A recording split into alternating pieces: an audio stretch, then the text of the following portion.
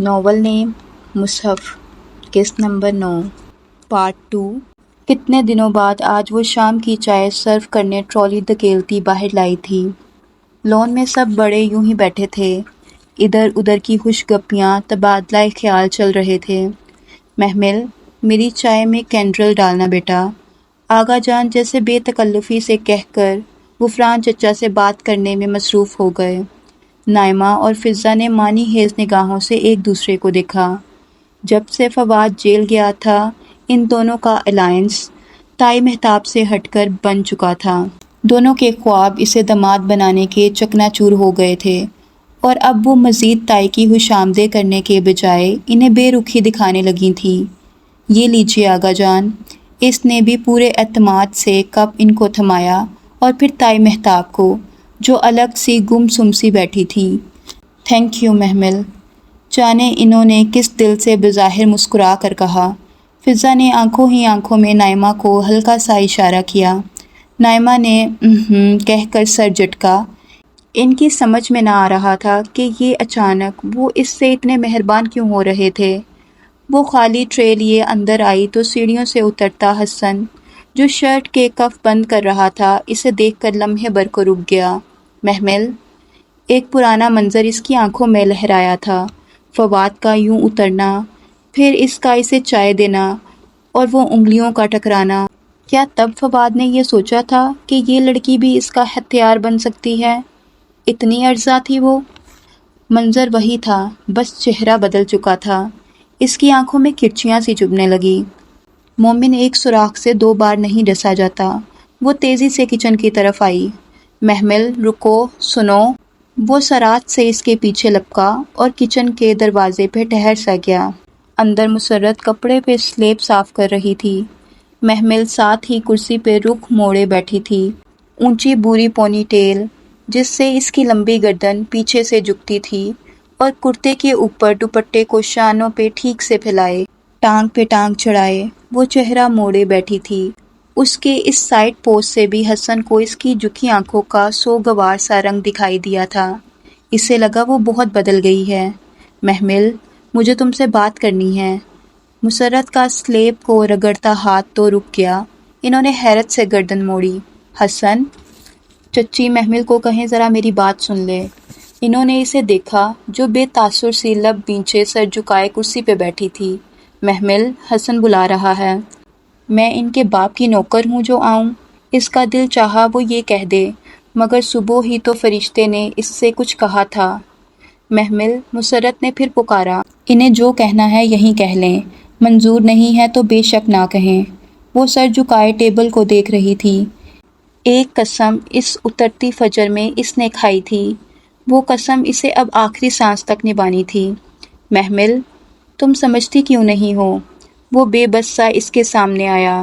وہ تمہیں فواد کے لیے استعمال کر رہے ہیں، تم خود کو اس کیس میں مت الجھاؤ۔ اس نے گردن اٹھائی۔ وہ اس کے سامنے کھڑا فکر مندی سے اسے دیکھ رہا تھا۔ محمل کا چہرہ بے تاثر تھا، بالکل سپاٹ۔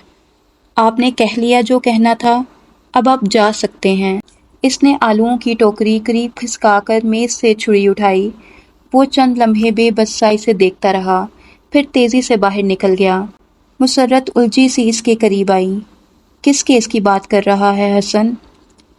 آلو گوشت میں بنا دوں گی، آپ قورمہ دیکھ لیجیے گا، اور کھیر بھی، کیونکہ میں نہیں چاہتی کسی کو کوئی شکایت ہو۔ وہ اب مگن سی آلو چھیل رہی تھی۔ مسرت گہری سانس لے کر سلیب صاف کرنے لگی۔ وہ جانتی تھی اب وہ نہیں بتائے گی، اور وہ آلو چھیلتے اس عجیب بات کو سوچ رہی تھی جو صبح اس کو فرشتے نے کہی تھی، جب وہ رشتہ داروں یتیموں کے ساتھ حسن سلوک کی آیتیں پڑھ کر تڑپ گئی تھی، اور پوچھا تھا کہ یہ جو لوگ یتیموں کا مال کھاتے ہیں، ان کے لیے کیا سزا بتائی گئی ہے؟ یتیموں سے پہلے قرابت داروں کا ذکر ہے محمل۔ میں اور میری ماں ان قرابت داروں کی جیسے خدمت کرتے ہیں آپ سوچ بھی نہیں سکتی۔ تو اس خدمت کا کبھی ان کو احساس بھی دلایا؟ اماں تو ہر وقت جتی رہتی ہیں، مگر میں ادار رکھنے کے قائل نہیں ہوں۔ وہ ایک کہیں تو میں 10 سناتی ہوں، ایک ایک آئٹم گنواتی ہوں جو بناؤں۔ اس نے فخر سے کہا، اور پھر فرشتے کا سنجیدہ چہرہ دیکھا تو لگا جیسے کچھ غلط کہہ دیا ہے۔ یعنی سب کیا کرایا ملیا میٹ کر دیتی ہو، یہ تو ان پہ ظلم ہے۔ ظلم؟ میں ظلم کرتی ہوں ان پہ؟ وہ شاکڈ رہ گئی۔ ظلم کی تعریف کیا ہوتی ہے؟ کسی کے حق میں کمی کرنا۔ ایک کی ایک سنانا برابر کا بدلہ ہے، مگر 9 اوپر سنانا زیادتی ہے، اس کے حق میں کمی ہے۔ وہ مجھے جو بھی بول دیں اور میں آگے سے چپ کر جاؤں، ایک بھی نہ سناؤں؟ تم اگر سنا دو گی تو سب برابر کر دو گی، پھر تم ان کے کیے کا شکوہ کسی سے کرنے کی حقدار نہیں ہوگی۔ معاف کر دیا کرو، اور جانتی ہو معاف کرنا کیا ہوتا ہے؟ اس کا سر خود بخود نفی میں ہل گیا۔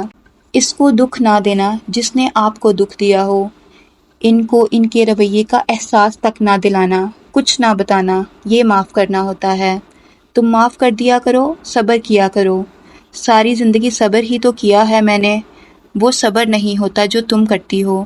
صبر وہ ہوتا ہے کہ اگر سر پہ باری پتھر بھی لگ جائے تو لبوں سے اف تک نہ نکلے۔ صبر وہ ہوتا ہے جو تمہاری ماں کرتی ہے۔ اور احسان؟ صبر اور معاف کرنے کے بعد ان کے برے رویے کے جواب میں بہت اچھا رویہ دو۔ میں کیوں کروں یہ سب؟ وہ کیوں نہیں کرتے؟ رشتہ داروں کے ساتھ ویسا ہی رویہ رکھنا چاہیے جیسا وہ ہمارے ساتھ رکھتے ہیں۔ مگر رسول اللہ صلی اللہ علیہ وآلہ وسلم تو کہا کرتے تھے کہ بدلے کی صلح رحمی کرنے والا صلح رحمی نہیں کرتا۔ محمل، اس پہ تو آپ کو اجر بھی نہیں ملے گا۔ اجر تو تب ملے گا جب آپ برے کے جواب میں اچھا کریں۔ تم انہیں معاف کرو اور اپنا حق اللہ سے مانگو۔ انہوں نے میری جائیداد کھائی ہے۔ وہ چیخ پڑی تھی۔ ابا اپنی ساری پراپرٹی میرے نام کر کے گئے تھے، بہت غلط کر کے گئے تھے۔ پھر انہیں حق ہی نہیں تھا کہ ساری پراپرٹی وصیت کرتے، ان کا حق تو بس 1/3 پہ تھا۔ اس کو بے شک کسی کے نام وصیت کر جاتے، مگر باقی کے 2/3 حصے کی شرعاً تقسیم کی اجازت دے جاتے تو شاید تمہارے چچا لوگ اپنے حصے پہ قناعت کر لیتے۔ وارث تو اللہ نے بنائے ہیں۔ جانے والے کو برا بلا نہیں کہہ رہی، مگر ایک غلط فیصلہ بہت سوں کی زندگی خراب کر دیتا ہے۔ محمل، تم کچھ لوگوں کے غلط فیصلوں کو بنیاد بنا کر اپنے رشتوں پہ ظلم کرو گی تو یہ مت بھولو کہ پلِ صراط پر رحم اور امانت کے کانٹے ہمارا انتظار کر رہے ہیں۔ ہر خائن اور قطع رحمی کرنے والے کو وہ پلِ صراط سے نیچے جہنم میں گرائیں گے، اور ہر امانت دار اور صلح رحمی کرنے والا پلِ صراط پار کر جائے گا۔ تم وہ پلِ صراط پار نہیں کرنا چاہتی؟ وہ سر جھٹک کر تیز تیز آلو چھیلنے لگی۔ میڈم، مجھے ایک بات پوچھنا ہے۔ اس روز وہ کلاس کے بعد میڈم مصباح کے پاس گئی تھی۔ جی ضرور پوچھئے۔ میڈم بہت توجہ سے اس کی طرف پلٹی تھیں۔ وہ میم، مجھ سے نماز نہیں پڑھی جاتی تو خیر ہے؟ ہاں کیوں نہیں، خیر ہے۔ اٹس اوکے، اگر آپ نہیں پڑھ سکتی تو۔ محمل کو لگا منو بوجھ اس کے کاندھوں سے اتر گیا ہو۔ وہ ایک دم کسی قید سے آزاد ہوئی تھی۔ وہی تو میم، میں باقی نیکیاں کر لوں، قرآن پڑھ لوں، ٹھیک ہے نا، نماز پڑھنا بہت ضروری تو نہیں ہے؟ نہیں، اتنا ضروری تو نہیں ہے۔ اگر آپ نہیں پڑھنا چاہتی تو نہ پڑھیں۔ میم، کوئی فرق تو نہیں پڑے گا نا؟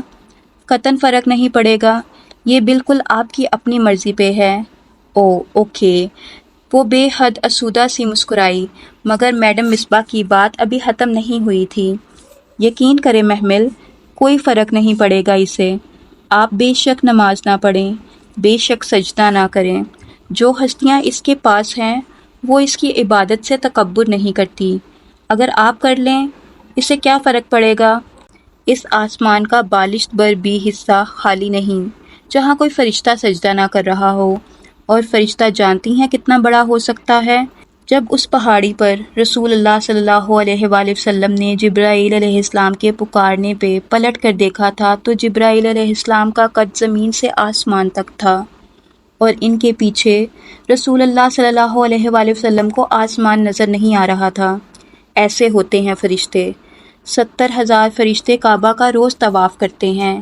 یہ تعداد عام سی لگتی ہے، مگر جانتی ہو جو 70,000 فرشتے روز طواف کرتے ہیں، ان کی باری پھر قیامت تک کبھی نہیں آئے گی۔ اس رب کے پاس اتنی لاتعداد ہستیاں ہیں عبادت کرنے کے لیے، آپ نماز نہ بھی پڑھیں تو اسے کیا فرق پڑے گا؟ میڈم مصباح جا چکی تھیں، اور وہ دھواں چہرے کے ساتھ کتابیں سینے سے لگائے ساکت سی کھڑی تھی۔ اس کو لگا وہ اب کبھی نماز چھوڑ نہیں سکے گی۔ شام میں اس نے بہت اہتمام سے اثر پڑی۔ پڑھ کر لاؤنج میں فون سٹینڈ کے ساتھ بیٹھی ہی تھی کہ نادیہ کو فون کرے۔ نائمہ چچی موز کو کان سے پکڑے بے بس سی ڈانٹ رہی تھیں اور وہ کان چھڑا کر جپاک سے منہ چڑھاتا بھاگ گیا تھا۔